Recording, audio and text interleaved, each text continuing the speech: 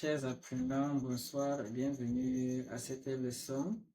Euh, Nous sommes dans le cadre des études panafricaines, un programme alternatif ayant pour but de pallier aux lacunes des systèmes éducatifs africains qui ne permettent pas aux Africains de répondre de manière efficace aux défis qui se posent à eux.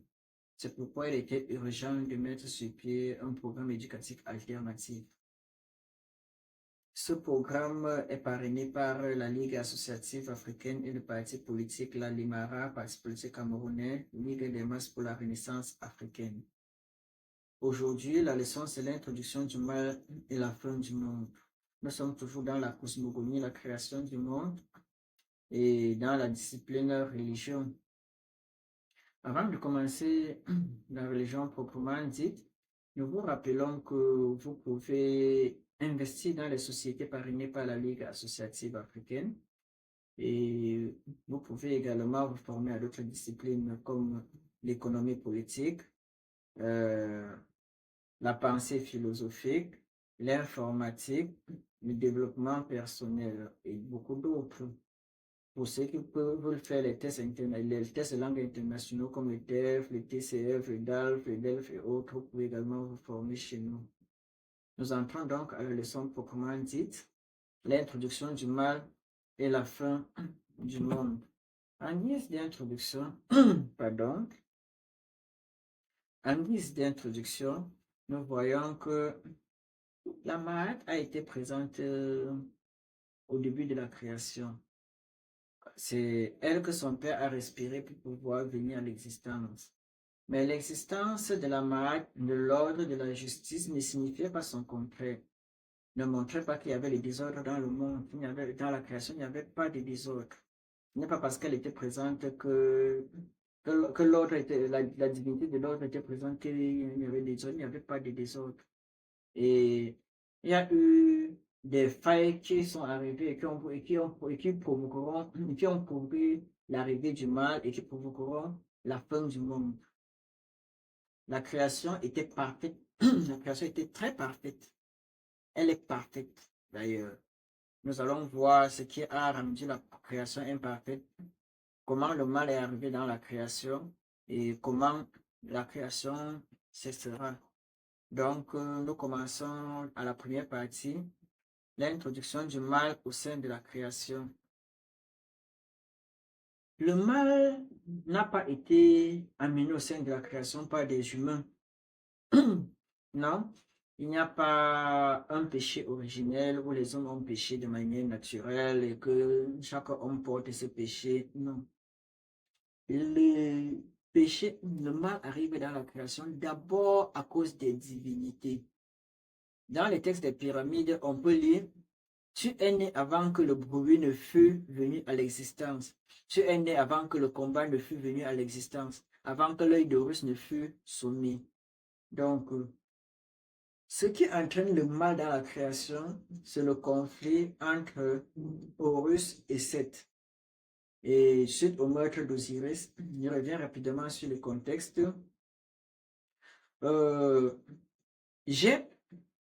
Jeb est le fils de Tefnut et Shut. Tefnut et Shut ont donné au monde Jeb et Nut.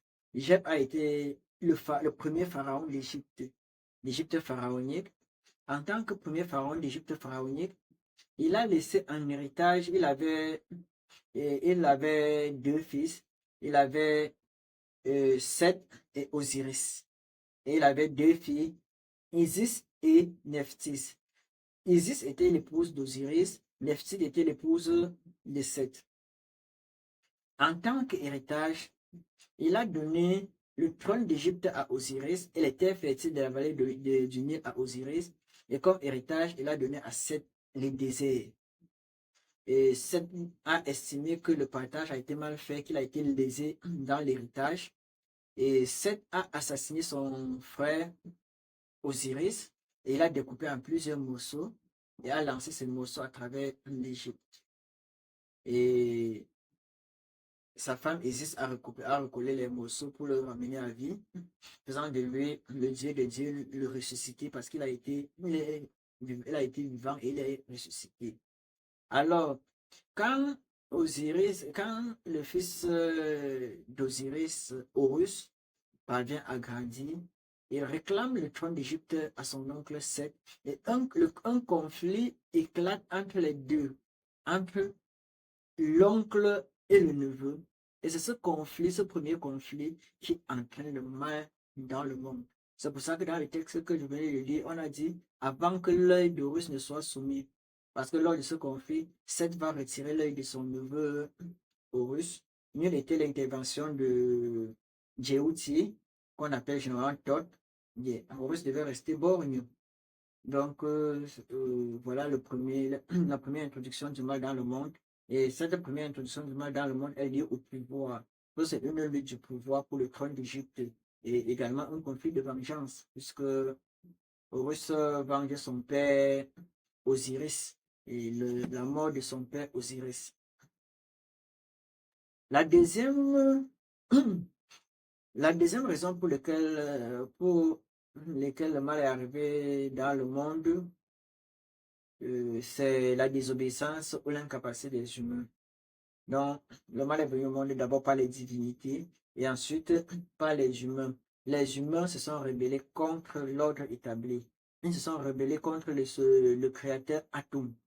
Et le créateur a tenté de mettre fin à leur espèce. Le créateur a tenté d'exterminer l'espèce humaine. Et avant de se ressaisir à la dernière minute, avant de se ressaisir et de laisser l'espèce humaine. Donc, les hommes ont désobéi à Atum. Ils ont désobéi à l'ordre. D'ailleurs, Atum lui-même le précise, et pour se justifier, il dit, je n'ai pas ordonné qu'ils commettent le mal. C'est leurs cœurs qui ont désobéi à ce que j'avais dit. Donc, les hommes ont désobéi à Atum. Ils ont désobéi à leur créateur. Et à cause de leur cœur. Et face à cela, Atum est resté laxiste. Atum n'a pas puni les fauteurs de troubles. Que ce soit Seth qui a tué son frère, Atum n'a rien dit. Atum est resté neutre, il n'a rien dit, il n'a pas puni, il n'a puni personne. Les hommes qui commettaient le mal, Atum est d'abord resté neutre. C'est plus tard qu'il a commencé à punir les fautifs. Donc voilà les raisons pour lesquelles le mal est arrivé dans le monde. Le cœur des hommes et le conflit entre Horus et son oncle Seth. Une autre raison, c'est Apophis. Apophis est une menace sérieuse à la création. Apophis menace la création et Atum se bat incessamment contre lui. Il s'attaque, Apophis s'attaque au fonctionnement même de toute la création. Il remet en cause toute la création. C'est pourquoi Atum a laissé le soin à ses fils créateurs et à sa fille créatrice de continuer la création et se concentrer sur le combat contre Apophis. Donc, Atum combat sérieusement ce Apophis. Apophis n'est pas, il est compliqué parce que il n'est pas préexistant, il n'était pas là avant la création. Il n'a non plus été créé. Donc, il est un peu compliqué. Il n'a été ni créé, ni préexistant. Et en fait, Apophis symbolise l'image de la fragilité de la création qui peut à tout moment arriver à sa fin. Pour montrer que la création n'est pas éternelle, la création peut arriver à sa fin. Et Apophis est invincible. On ne peut pas le vaincre, mais il ne peut pas vaincre. Dans ce combat qu'il lutte contre Atum, il ne pourra jamais vaincre. Et il ne sera pas également vaincu. Donc, voilà en quelque sorte Apophis. Maintenant, voilà donc les trois éléments qui ont entraîné le mal dans la création d'Atum. Maintenant, ces trois éléments ont entraîné la création vers la fin. Donc, un jour, il y aura la création. Et il faut préciser, Atum lui-même le dit que la fin de la création n'est pas pour demain. Ça va prendre des millions d'années. Donc, ceux qui créent que la fin du monde, c'est pour demain, là, se rencontrent dans les rêves. Atum lui-même dit que la fin de sa création va prendre des millions d'années. Donc, la fin de la création n'est pas pour demain. Ce n'est même pas dans 10 000 ans, ce n'est pas pour dans 100 000 ans. La fin de la création est encore pour longtemps et encore du temps pour la fin de la création. Et la fin du monde viendra par une répétition négative de la création. C'est-à-dire, il y aura beaucoup de défauts de la création, il y aura beaucoup d'éléments de la création qui ne vont pas pouvoir fonctionner à un moment, ça va être la fin de la création et de du monde. Et Atum va se retirer, le créateur va se retirer dans le Noun. Et dès qu'il va se retirer dans le Noun, là d'où il est issu, toute la création qui va cesser. Et la deuxième raison, c'est les formules funéraires et magiques. À un certain moment, les hommes vont utiliser beaucoup de formules magiques et qu'ils ne maîtrisent pas, qui va finir par entraîner la fin du monde. D'ailleurs, Atom lui-même annonce la fin lointaine du monde. Et je le cite, j'ai instauré des millions d'années entre moi et ce fatigué de cœur, le fils de Jeb. Ensuite, je serai assis avec lui en un seul endroit, et les buts deviendront des villes, et les villes des buts. Chaque maison ruinera l'autre. Donc, la fin du monde arrivera. Et quand cette fin du monde arrivera, il y a seulement deux personnes qui survivront. Il y a Atum lui-même, le créateur, qui retournera dans le monde. Et il y a Osiris, le petit-fils de Chou, le petit-fils de Chou, le fils de Jeb. Et ce sont les deux seuls qui survivront. Et les deux retourneront dans le monde. Dans le livre de la sortie du jour, ce qu'on appelle généralement le livre des morts, on peut lire, je cite, mais moi, je détruirai tout ce que j'ai créé. Ce monde reviendra à l'état de Nun, à l'état de flot, comme son premier état. Je suis ce qui restera avec Osiris, quand je me serai transformé de nouveau en serpent. Donc, Atum précise que c'est sous la forme de serpent qu'il retournera dans le monde. Il retournera dans le monde sous forme de serpent, quand toute la création aura pris fin. Et il ne survivra que deux. Ils ne survivront que deux. Osiris et lui. Mais il y aura la possibilité de nouvelle création. Il pourra encore créer de nouveau. Dans la prophétie de Néferti, on peut lire, je cite, ce qui a été créé est dans l'état de ce qui n'a pas été créé. Puisse Ré recommencer à fonder. Donc, Ré, Atum Ré, le Dieu créateur et incréé, pourra, après la fin de cette création, recréer à nouveau. Puisqu'il est un créateur, il a les capacités créatrices. Et la fin du monde pourra aussi arriver par le fait que le ciel tombe sur la terre. Et on peut lire, je cite, si mon front tombe par terre, le front de nous tombera par terre. Donc, quand le ciel et la terre vont tomber ensemble, le monde, toute la création pourra également cesser. Et la création pourra également cesser par quand Ré cessera de courir, quand le soleil, quand la divinité Ré, soleil cessera de faire son parcours, la créature cessera. Et on peut également lire, si tu viens contre moi comme un quelconque serpent, alors Ré mourra.